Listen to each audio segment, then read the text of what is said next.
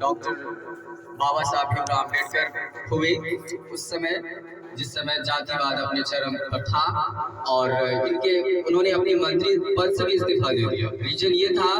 कि उनके समय में जो भी ब्राह्मण, जो अपर कास्ट के लोग थे, राजपूत थे, भूमिहार थे, कागज को फेंक करके इनको साइन करवा देते। उन्होंने अपनी मंत्री पद से इस्तीफा दे दिया।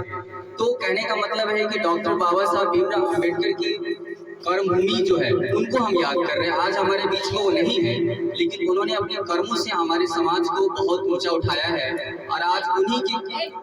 चलते हम लोग कुछ पढ़ पा रहे हैं, सीख पा रहे हैं, सड़क पे चल पा रहे हैं, बोल पा रहे हैं। और अपने अधिकारों को सीखने का और समझने का अगर मौका मिला है तो संविधान से मिला है, जिसको बनाने में 2 साल 11 महीने 18 दिन लगभग 3 साल लगा, जो एक साधारण सी बात नहीं है। 200 वर्षों तक अंग्रेज हमारे भारत को गुलाम रखा और नालंदा जैसे बिहार में अवस्थित यूनिवर्सिटी में जो खिलजी जी थे उसने जला दिया और 6 महीने तक आग लगती रही और संविधान को यहाँ से जितनी भी कॉपियां थी, प्रतियां थी, वो ले गए और कोई संविधान लिखने के लिए तैयार नहीं था। जबकि हमारे देश में एक पढ़े लिखे लोग थे, डॉक्टर राजेंद्र प्रसाद थे, पंडित जवाहरलाल नेहरू जी थे, उसके बाद सरदार वल्लभ भाई पटेल थे, बहुत सारे ऐसे नेता थे, महात्मा गांधी जी थे। लेकिन एक ऐसा शख्स जो संविधान की रचना की और वो शख्स था डॉक्टर बाबा साहब भीमराव अम्बेडकर, जिन्होंने अपनी विद्वता से ही नहीं समाज को ऊंचा किया बल्कि अपने देश को भी गौरवान्वित किया, अपनी जाति को भी गौरवान्वित किया।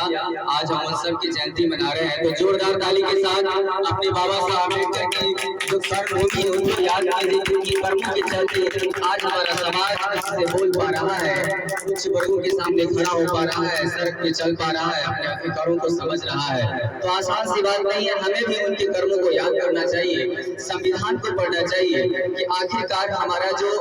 असल में जिस भगवान को हम मानते हैं वो भगवान हमारे सामने में है, लेकिन हम इस सबसे आज भी रूबरू नहीं है, आज भी इससे दूर भाग रहे हैं, आज भी समझने के तैयार नहीं, आज भी हम बड़े लोगों के पीछे भाग रहे हैं, बड़ी जातियों की पीछे भाग रहे हैं, उन्हें सलाम कर रहे हैं, जबकि सलाम हमें डॉक्टर बाबा साहब भीमराव अम्बेडकर को करनी चाहिए। जोरदार तालियों के साथ